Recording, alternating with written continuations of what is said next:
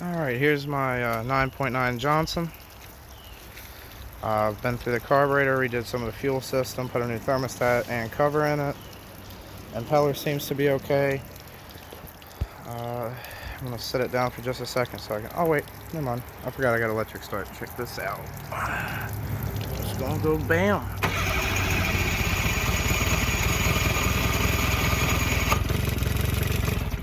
Oh, hold on.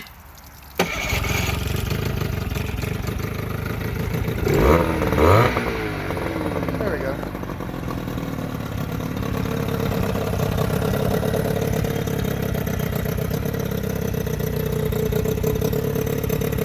We got all the forward neutrals and reverses. And she runs pretty damn good. Give her some beans.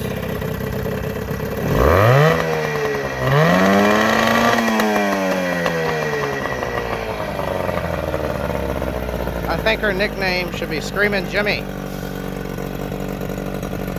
And she leaves a little smoke cloud. Good old two-stroke.